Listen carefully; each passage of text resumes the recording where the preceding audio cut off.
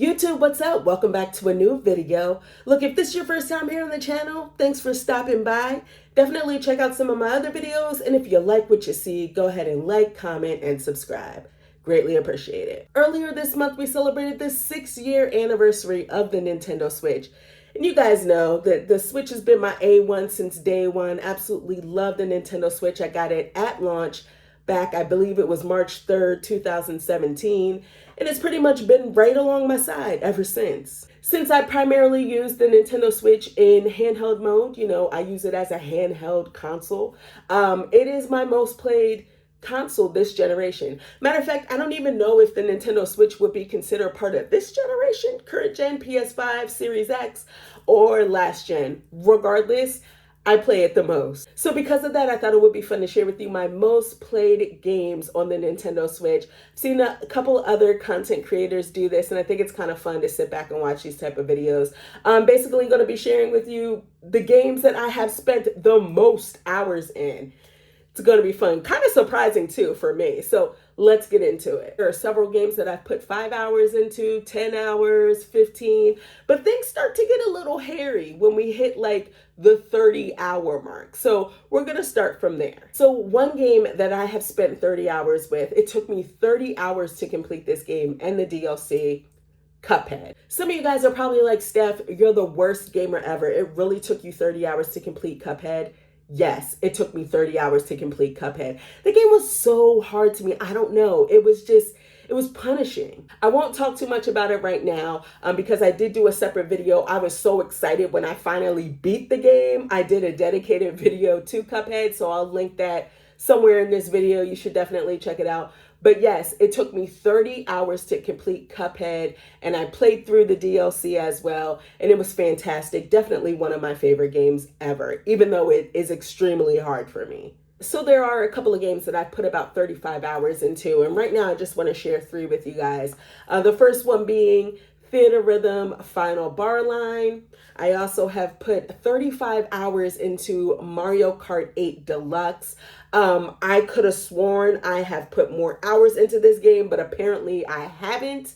And then the other game that I have put about 35 hours into is the Nintendo Switch Online Super Nintendo Collection of Games. It took me a whopping 50 hours, you guys, to complete Hollow Knight. 50 hours. I kind of bounced off when I originally started playing Hollow Knight. I had no clue what was going on. I don't know if I missed something in the beginning of the game, but I just kind of didn't know what was going on. And it's funny, like I uninstalled it, and then like a couple months later, I went back, reinstalled it on my Nintendo Switch, and it just clicked. It just clicked, and I couldn't stop playing it. Such a great experience. Hollow Knight is probably also one of the hardest Metroidvanias that I've played. I definitely got my ass handed to me, but also it's definitely, compared to other Metroidvanias, I feel like Hollow Knight has more of a sense of exploration. Like, sometimes you just wander into this area, and because of the way the game works, you're not necessarily given a map off the break. You have to go find the person that makes the maps. You can just get lost. You honestly can. And I've gotten lost several times, and that's probably why it took me 50 hours to complete it. This is fun. This is a game that I recently completed. It took me a couple months, but I recently completed it, and that's Fire Emblem Engage, and I put about 60 hours into this one. Now, I'm not going to talk too much about Fire Emblem Engage because I feel like I've spoken about it a lot so far this year between games I'm currently playing and pickups videos. But yeah, this was really good. It makes me want to find other tactical RPGs and get into those. I'm going to kind of clump these next 2 games together because they are part of the same series. It's Xenoblade Chronicles. It took me 80 hours to complete Xenoblade Chronicles 3 and 75 hours to complete Xenoblade Chronicles 2. So I could sit here and confidently say that the Xenoblade series is definitely one of my favorite RPG series. The thing that I love, and I know I've said this before, the most about the Xenoblade Chronicles games is that sense of exploration. We're seeing a little theme here, right? But in the Xenoblade Chronicle games, it's all about exploring. You're put in these vast environments, and someone like me sees that, and I feel like I need to go to almost every nook and cranny that I possibly can. It's almost like, the combat is great, but the story, all that takes the back seat. I feel like I need to explore the area, and that's why I find myself just getting lost in exploring in these games. So this is where things surprised me. I was a little surprised by the hour counts for some of these games, right? So we're jumping up into the 90-hour, 100-hour mark. And yeah, this is wild. This is wild. I spent 90 hours with The Legend of Zelda Breath of the Wild. And I say it's wild because I could have sworn it was less than that. Like, really, I thought it was way less than that. I'm like sitting there like, Steph, this is a Zelda game. Why did it take you 90 hours to complete it? And then I'm like, no, it's Breath of the Wild. Again, the whole sense of exploration. All I did was explore in The Legend of Zelda Breath of the Wild. Yes, I completed the game, but a lot of that time was spent with me going to the towers, me completing shrines, me, climbing up mountains and paragliding off of them. I just had so much fun exploring in The Legend of Zelda Breath of the Wild. This is another game that surprised me because despite me beating it, I honestly didn't think that I put 95 hours into the game. I mean, it is an RPG, but I didn't think that I spent that much time in Dragon Quest XI, Echoes of an Elusive Age S. Of course, this is the definitive edition. I love me some Dragon Quest XI. I love the cast of characters. I love the overall world. It was truly a blast. I spent a lot of time again exploring.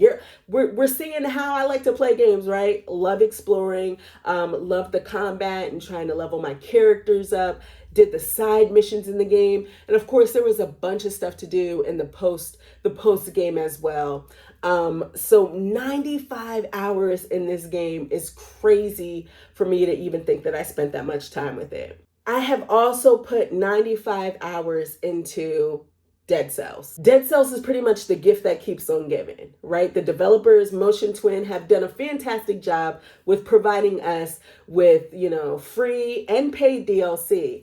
And I couldn't ask for anything more. I don't know how they do it, but they still, just with them adding that DLC, they still find a way to make the game, and the game's almost 5 years old, right? So they have still found a way to make Dead Cells relevant and feel like it's a brand new game almost with all this DLC. They just put out the Return to Castlevania DLC, which is fan-freaking-tastic. I streamed some of that and love it to pieces. I honestly do. One memory I have behind Dead Cells is I believe this game came out in 2018. Maybe it was the summer of 2018. It could have been August.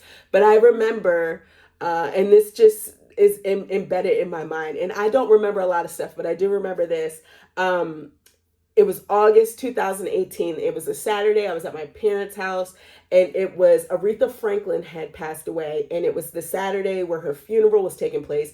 I went to my parents' house because they love Aretha Franklin, like that's their generation of music, and I pretty much chilled out at my parents' house with my Nintendo Switch, sat in their recliner, my Nintendo Switch. The Aretha Franklin funeral was on, and I'm sitting there playing Dead Cells. And I don't know why that's, in my brain, but I think I'm always going to relate Dead Cells to Aretha Franklin because of that. I have put 105 hours into Tetris 99, and that was a complete and utter surprise for me. I know I have played the game. I've played the game a lot. It's a game that I always go back to. I spoke about this in my online multiplayer video that I recently put up. But Tetris 99 is a game that I continuously go back to when I'm feeling a little spicy, want to get competitive. Tetris 99 is pretty much Tetris. And you're competing against other players to see who's going to take the number one spot. It's very simple, if you know how to play Tetris, you know how to play. Of course, it can be a little strategic. You definitely need some strategy to last. I have spent 105 hours in Tetris 99, right? but I have only won that cup. I've only gotten number one time. Crazy. There was DLC for Tetris 99 that included, a couple of offline modes. So I have spent some time in just straight up marathon mode in Tetris 99. And that's where I can just like kind of just veg out, like turn my brain off, even though you kind of need your brain to play Tetris. But you know what I mean? Just like not pay attention to anything and just see how far I can get in Tetris. I love the marathon mode in Tetris. There was also like a big blocks mode, but I didn't really like that too much. One game that I thought was really going to be high up there on this list was Animal Crossing New Horizons. Like many of you, I'm sure this was like your pandemic game, right? This game got me through the pandemic. No lie. This game, Animal Crossing New Horizons, will always have a special place in my heart. I had like a daily routine going on with this game, before I went to work virtually. I will play this game when I had some spare time, pick it up, do a little fishing. And then the turnip game got real crazy on me. Animal Crossing New Horizon just totally was my jam for a long time. I think I went back to work in September. I went like back to work, like into work in September, and the pandemic started in early March 2020, and it wasn't until like mid-September I was going into work. But most of the rest of that time was spent me like being at home, like the rest of the world, right? And trying to figure out like what's going on, like how is this, what's happening in this world. And this was just like my escapism. So again, I'm always going to have a special place in my heart for Animal Crossing New Horizons. So those are my most played Nintendo Switch games. I would love to know what some of your most played Nintendo Switch games are. Let me know in the comment box below. What games have you spent the most time with on the Nintendo Switch? As always, I want to thank all of you for watching this video, and I'll check you next time. Peace.